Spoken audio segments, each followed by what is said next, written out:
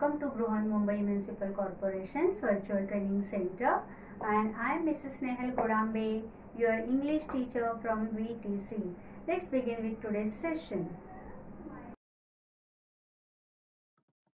आज की हिंदी के इस पाठ में मैं आपकी स्नेहल टीचर आपका सहर्ष स्वागत करती हूँ। बच्चों, आज हम पहली इकाई से एक पहला पाठ देखेंगे। क्या है इस पाठ का नाम? तो ये पाठ है सैर। क्या है आपने पहले ही पाठ का नाम? सैर। देखो बच्चों, सैर पे जाना या बाहर घूमने जाना हम सभी को बहुत अच्छा लगता है।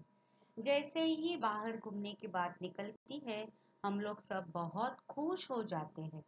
अभी सैर जाने के पहले हमें बहुत सारी जो आगे की घटनाएं हैं उन सब के बारे में सोचना पड़ता है। कहाँ जाना है ये तय होने के बाद कैसे जाना है और वहाँ जाके क्या क्या करना है, इन सब चीज़ों के बारे में हम सोचना शुरू कर देते हैं। सबसे पहले तो अहम बात ये होती है कि कैसे जाना है, मतलब कहाँ जाना है, उस ठिकान से ये सवाल अपना जुड़ा होता है। अगर हमें नज़दीक ही कहाँ जाना है तो हम बस से जाते हैं या टैक्सी से जाते हैं।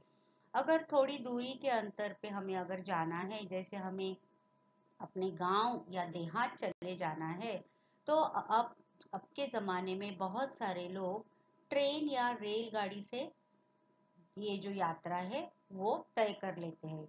और ये सब अभी ये शहर के बहुत यातायात के अलग अलग प्रकार होते हैं। इन प्रकारों के बारे में बच्चों आज हम इस पाठ से और कुछ जानकारी हासिल करते हैं। चलो तो सैर पे निकलते हैं। तो बच्चों, जब हम यात्रा कहाँ करना है इसके बारे में अगर हम अभी तय कर चुके हैं, तो कैसे जाना है, इसके लिए हम कौन से साधन का हम लोग इस्तेमाल करेंगे, इसके बारे में हम फिर सोचते हैं। अभी हमारे पास यातायात के बहुत सारे साधन उपलब्ध है, जैसे कि हवाई मार्ग या हम लोग रास्ते से या जमीन पर से भी यातायात करते हैं या यात्रा करते हैं या पानी में से करते हैं। तो अलग अलग ये जो है यात्रा के साधन वो हमारे पास अभी उपलब्ध है, क्योंकि विज्ञान की मदद से हमने बहुत सारे वैज्ञानिकों ने खोजे हैं ये सब यातायात के साधन, और जिसकी वजह से हमारी यात्रा अभी बहुत सुखकर हो गई है या हो रही है। तो इन अलग अलग यातायात या यात्रा के साधनों के बारे में आज हम इस पाठ से जानेंगे। अभी हमें क्या करना है ये हम पहले जान लेंगे और बाद में हम देखेंगे कि शहर के कौन कौन से साधन उपलब्ध है और वहां जाने के लिए हमें क्या कुछ करना पड़ता है। तो हमें क्या करना है इस पाठ में, पहले हम लोग जानेंगे इसके बारे में। अभी यहाँ पे 3 चीजें आपको बताई है, देखो, समझो और बताओ। यानी जो भी कुछ करना है वो आपको करना है, क्योंकि आप सब इसके बारे में जानते हो। आप यात्रा करते हो, यात्रा करते समय इस अलग अलग चीजों का आप इस्तेमाल करते हो। तो अभी आपको यहाँ पे मैं किताब में जो आपके चित्र दिए हुए हैं उस चित्रों का इस्तेमाल करके ये हम जो पाठ है उसको आगे बढ़ाएंगे। तो 3 चीजें हमें करनी है। पहले तो हम चित्र को देखेंगे, समझेंगे कि इस चित्र में क्या दिया है और बताएंगे। ठीक है, चलो तो करते हैं शुरू ये पाठ सैर। अभी देखो यहाँ पर हमें पहला चित्र दिखाई दे रहा है। क्या है इस चित्र में? इस चित्र को आप गौर से देखो तो आपको पता चलेगा कि पहले के जमाने में अक्सर जो लोग यात्रा करते थे वो सबसे पहले इस साधन को चुनते थे। कौन सा साधन है ये है बस। जो लाल रंग का यात्रा का साधन हमें दिख रहा है उसे हम बस कहते हैं। अभी ये जो बस जहाँ पे खड़ी है या बहुत सारी बसें हमें यहाँ पे नजर आ रही है, इस स्थानक को, इस जगह को बस स्थानक कहा जाता है। अभी इस बस स्थानक पर हमें बहुत सारी चीजें नजर आती है। आप इस सब चीजों को ध्यान से देखिएगा, क्योंकि हम इसके बारे में पूरी तरह से जानकारी प्राप्त कर लेते हैं अभी, और पूरी तरह से जानकारी हमें है। इसके लिए आपको क्या कहा गया है? देखो, समझो और बताओ। आपको ये बताना है। अभी मैं क्या करूंगी, इसी चित्र का एक एक हिस्सा आपके सामने रखूंगी। उस चित्र को, उस हिस्से को अपनी बहुत अच्छी तरह से देखना है, गौर करना है, और बाद में आपने बताना है। देखो, अभी ये जो चित्र हमने देखा है, उसके मैंने बहुत सारे हिस्सों में उसको बांट दिया है, या बहुत सारे हिस्से उसके बना लिए हैं। अभी पहला ही ये जो हिस्सा आपके सामने नजर आ रहा है, वहां पे क्या लिखा है? देखो, लाल जो रंग है उसमें क्या लिखा है? पढ़ो उसको। बस स्थानक। स्थानक यानी जहां पे बसें हमें खड़ी हुई नजर आती है। स्थानक, स्टेशन इंग्लिश में हम लोग कहते हैं। तो यहाँ पे बस स्थानक, बस को खड़ी करने वाली, या जहां से बस हमें मिल सकती है, वो जगह जिसे हम बस स्थानक कहते हैं। अभी यहाँ पे तीन आपको छोटे छोटे और कुछ लिखे हुए हिस्से नजर आ रहे हैं। वो क्या है? पढ़ो उसको। पलाट क्रमांक 1, पलाट क्रमांक 2, पलाट क्रमांक 3। ये क्या होता है पलाट क्रमांक? यानी इस जगह पे अलग अलग गांव में जाने वाली बसें खड़ी हो जाती है।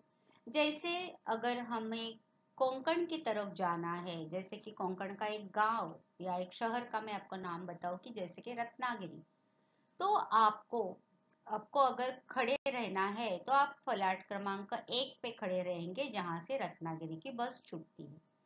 अगर आपको कहीं और जाना है, जैसे कि आपको कोल्हापुर जाना है, तो मानो कि कोल्हापुर की बस फलाट क्रमांक के 2 से छूटती है, तो वहां जाकर आप खड़े रहते हैं। आपको अगर सातारा या किसी और स्थान पे जाना है, तो अगर फलाट क्रमांक 3 से वो बस छूटती है, तो आप वहीं खड़े रहेंगे जहां से ये बस छूटती है। तो जैसे ये हमारे लिए सूचनाएं देती है कि हमें कहाँ रुकना है, तो वहां से बस छूटती है, वहां रुकना है। और जैसे कि हमें इसके लिए आसान हो जाएगा। अगर हमें रत्नागिरी जाना है और हम खड़े रहेंगे प्लाट क्रमांक 3 की तरफ, तो बस तो 1 नंबर से चली जाएगी, और फिर हम तो देखते ही रहेंगे कि कहाँ गई बस, अब तक आई नहीं। तो इसका मतलब है ये हमें सूचना देने के लिए या सही मार्ग बताने के लिए ये ऐसे क्रमांक यहाँ पे डाले हुए रहते हैं। ठीक है, अब आगे बढ़ते हैं। अभी देखो, यहाँ पे महत्वपूर्ण चित्र आपके सामने है। क्या दिखाई दे रहा है आपको इस चित्र में?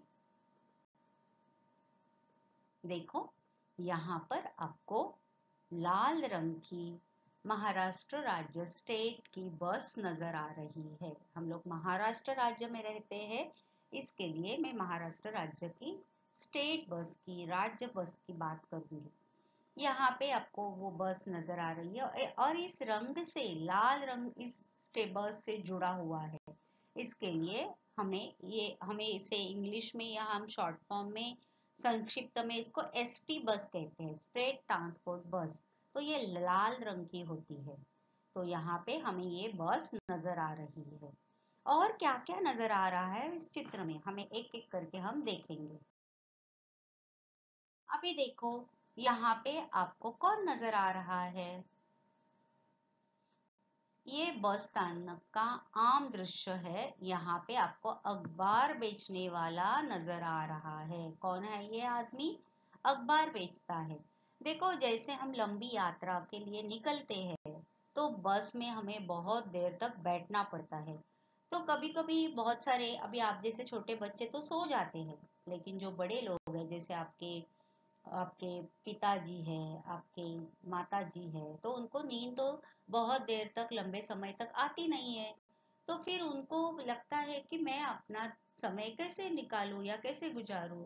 तो इसके लिए वो कुछ पढ़ने वाली चीजें लेते हैं। तो वहां पे अखबार ये जो है वो आम पढ़ने वाली चीज है, जिससे हम दैनंदिनी के बारे में पता चलता है, अपने आस पड़ोस में क्या चल रहा है वो हमें अखबार से पता चलता है। तो अखबार पढ़ने के और बहुत सारे वजह है या कारण है। तो इसके लिए अखबार ये जो है, या इनके पास सिर्फ अखबार नहीं और भी मैगजीन्स रहते हैं और भी किताबें रहते हैं, तो बस में वक्त गुजारने के लिए लोग इनसे खरीदते हैं। तो ये अखबार बेचने वाला आदमी हमें यहाँ पे नजर आ रहा है। हम अब और आगे बढ़ेंगे।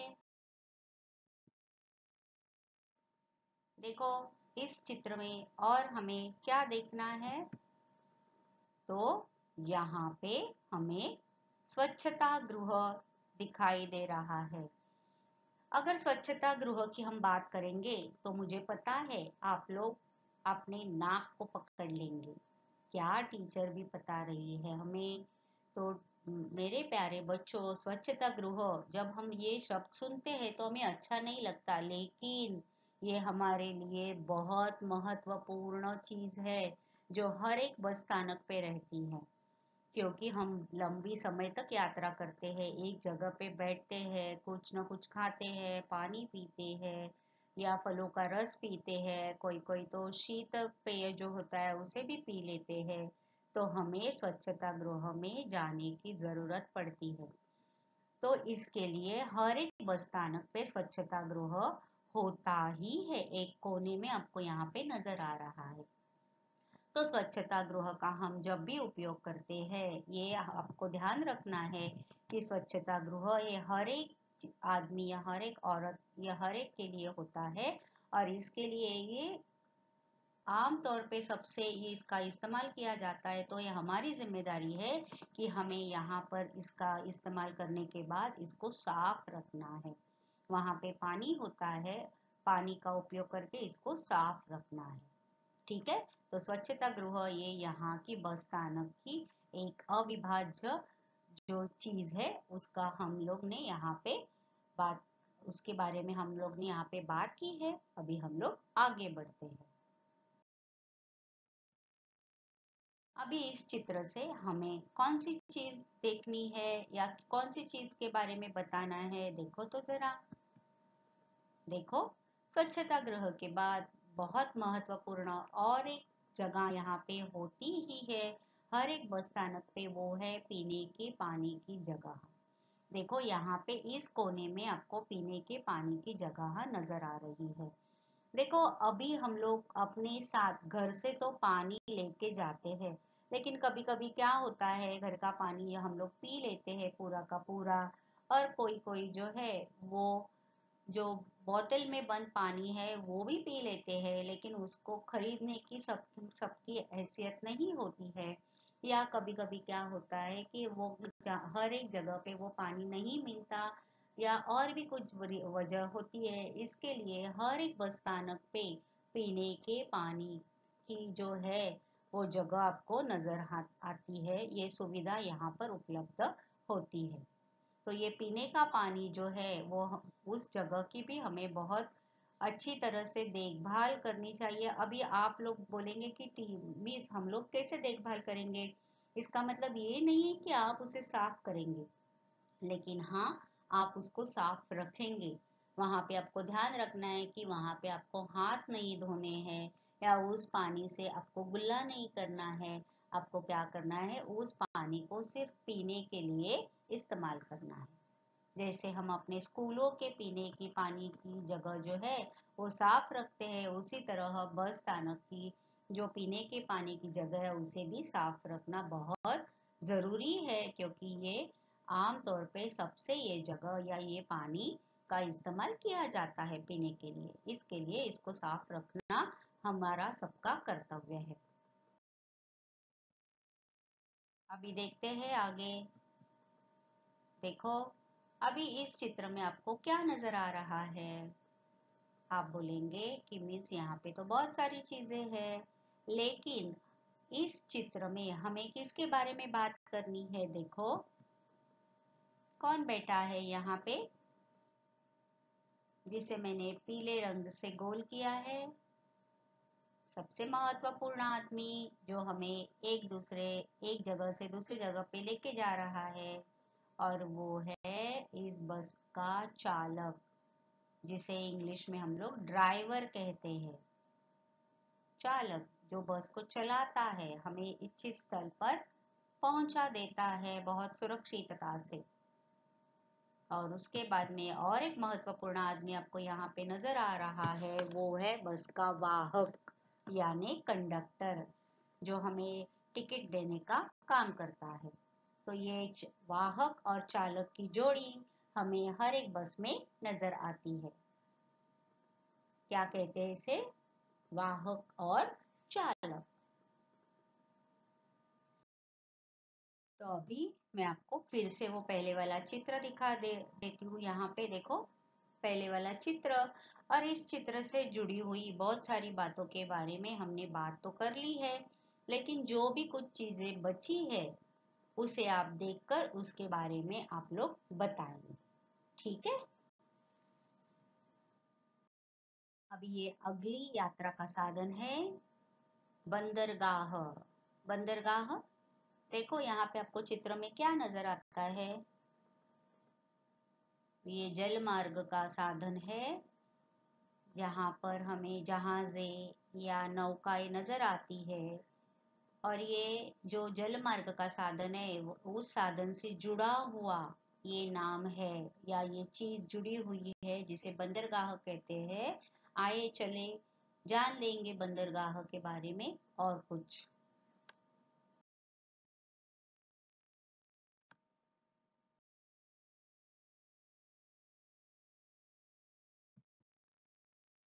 देखो यहाँ पे मैंने आपको एक बंदरगाह जो है उसका चित्र दिखाया है। ये जो असल में बंदरगाह है उसका फोटो है या छाया चित्र है। देखो कैसे है, जैसे मैंने आपको बताया, बड़े बड़े जो जलयान रहते हैं, जैसे जहाज रहते हैं, वो दूर थोड़े पानी में खड़े होते हैं, और इसमें ये जो सामान रखा होता है उसको छोटी छोटी नावों में उतार कर उसको यहाँ से भूमि तक लाया जाता है, ठीक है? ये देखो छोटी सी नाव आपको नजर आ रही है यहाँ पे। इस नाव से आमतौर पर आदमियों को लाया जा सकता है या लाया जाता है। तो हमने जान लिया बंदरगाह का मतलब क्या है, इसका इस्तेमाल किसके लिए किया जाता है। अभी जब भी हम जल यात्रा का आनंद लेते हैं, नौका से या जहाज से जब भी हम यात्रा करते हैं, तभी हमें एक चीज पे ऊपर ध्यान देना है। वो कौन सी चीज है? देखो यहाँ पे लिखा है, पढ़ो इसे। पानी में कचरा न डाले। बहुत महत्वपूर्ण चीज है ये। देखो जब भी हम जल यात्रा या इस मार्ग का अवलंब करते हैं मेरे प्यारे बच्चों, हम अपने साथ कुछ खाने की चीजें ले जाते हैं। तो हम लोग क्या करते हैं, जैसे भी हमने खा लिया, उस जो थैली होती है, जो डिब्बे रहते हैं, वो हम पानी में आसानी से फेंक देते हैं और जल का प्रदूषण हम लोग बढ़ाते हैं। अगर हमें अपने देश को स्वच्छ रखना है, अपने स्वास्थ्य का ध्यान रखना है, तो हमें एक चीज करनी है। जब भी हम किसी भी यात्रा का अवलंब करें, किसी भी मार्ग से यात्रा करें, वहां पे कूड़ा कचरा बीच में न डालें। जब भी आप नाव से या ये जहाज से आप यात्रा करते हो, तभी आप एक ध्यान में रखना चाहिए, एक बहुत महत्वपूर्ण चीज है, वो पानी में कचरा न डालें। अभी हम अगले मार्ग से सैर करते हैं। कौन सा मार्ग है वो है हवाई मार्ग। देखो कौन सा चित्र आपको नजर आता है यहाँ पे?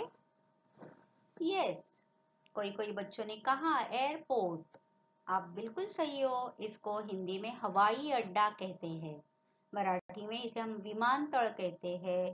तो ये जो है ये विमान क्षेत्र या हवाई अड्डा, ये वो स्थान होता है जहाँ कोई भी वायु वाहन, जैसे कि एरोप्लेन, विमान या हेलीकॉप्टर इत्यादि उड़ान भरते और उतरते हैं।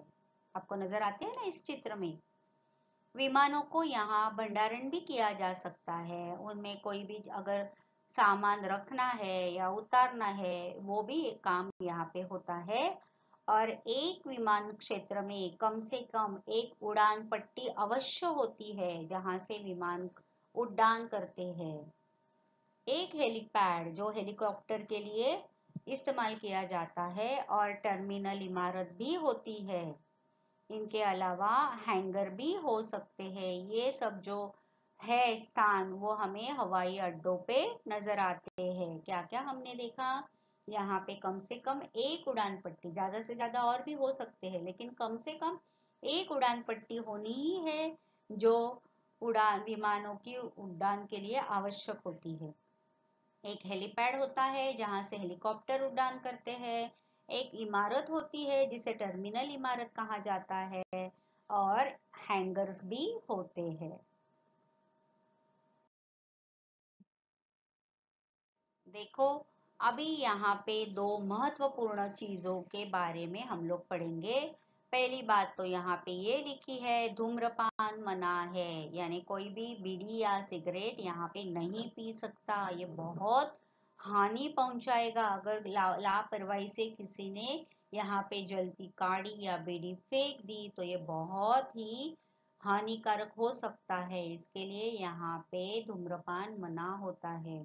और दूसरी महत्वपूर्ण चीज जो हम लोग अक्सर पढ़ते हैं या सुनते हैं या ध्यान में रखना है, लावारिस वस्तुओं को हाथ न लगाए। कोई किसी भी दुष्ट हेतु से अगर कोई छोड़ सकता है, वहां पे जो चीज अपनी नहीं है लावारिस से पड़ी है वहां पे हमने हाथ लगाना नहीं है, वो भी हमारे लिए हानिकारक हो सकती है।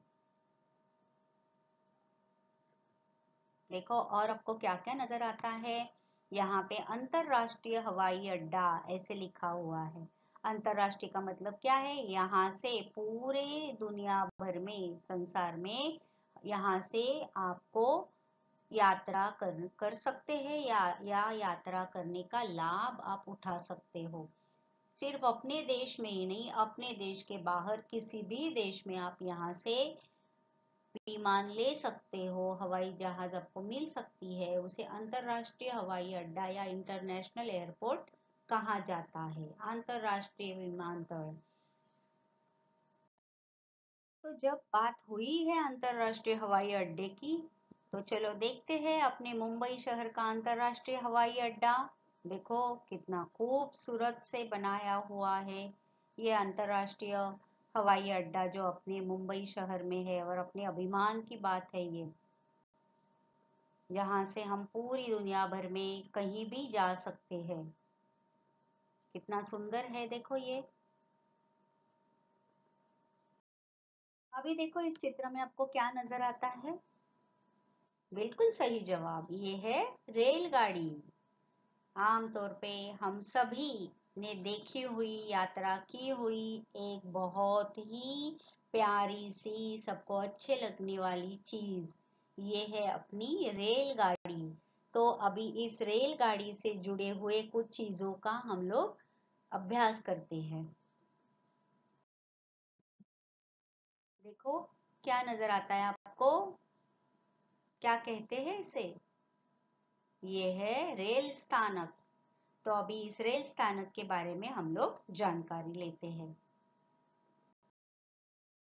देखो अभी ये अपनी किताब से चित्र है रेल स्थानक का। यहाँ की तो बहुत सारी चीजें आपने पहचानी ही होगी, इसके बारे में ज्यादा जानकारी देने की आवश्यकता मुझे नहीं लग रही है। अब बहुत बार रेल से प्रवास कर चुके होंगे, यात्रा पे जा चुके होंगे, फिर भी एक बार देखते हैं क्या क्या है इस चित्र में। देखिए पहला हम लोग चलते हैं टिकट घर या आरक्षण की खिड़की की ओर, जहां से हमें टिकट मिलता है। अभी यहाँ पे दो खिड़कियां आपको नजर आती है। पहले जो है वो टिकट घर है जहाँ पे हम लोग टिकट खरीद सकते हैं। अभी जाना है यात्रा पे, टिकट लेनी है तो यहाँ से हम लोग टिकट ले सकते हैं। और दूसरी जो खिड़की है इस यहाँ पे आपको आरक्षण लिखा हुआ नजर आ रहा है। आरक्षण मतलब अगर आप 3 महीने बाद या कई भविष्य में आपको यात्रा करनी है तो आपको यहाँ से टिकट उस तारीख का लेना है, जिसे आरक्षण या इंग्लिश में हम लोग रिजर्वेशन बोलते हैं। कभी कभी देखो, अगर आपका गांव बहुत लंबा है तो वहां पे अगर जाना है आपको तो तुरंत आपको टिकट नहीं मिलता, और खड़े रह के तो हम लोग इतनी लंबी यात्रा कर नहीं सकते। इसके लिए हमें आरक्षण करना पड़ता है। अगर आपको सो के जाना है तो वहां पे स्लीपिंग बर्थ का रिजर्वेशन आपको लेना पड़ता है, तो उसको आरक्षण कहा जाता है हिंदी में। तो वहां पे आपको आरक्षण का फॉर्म भर के यहाँ पे आपको दे के फिर आपको उस तारीख की या उस दिन की टिकट यहाँ पे मिलती है। उसे आरक्षण खिड़की कहा जाता है। ठीक है,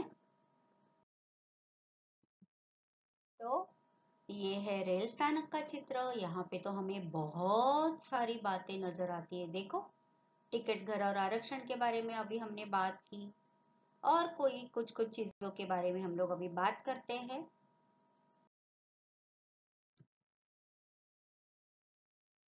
अभी आगे का चित्र देखिए, यहाँ पे आपको क्या नजर आता है।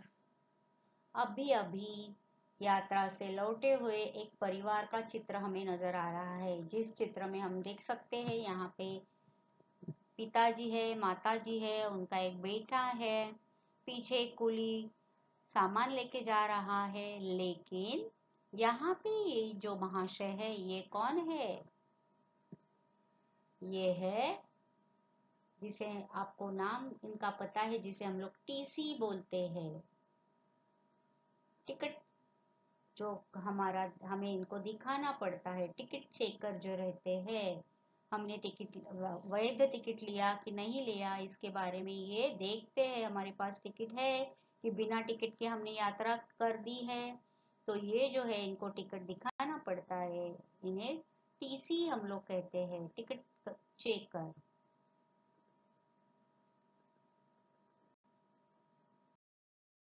और देखते हैं आगे कौन है। ये और एक बहुत ही महत्वपूर्ण आदमी का चित्र आपको यहाँ पे नजर आ रहा है। कौन है ये?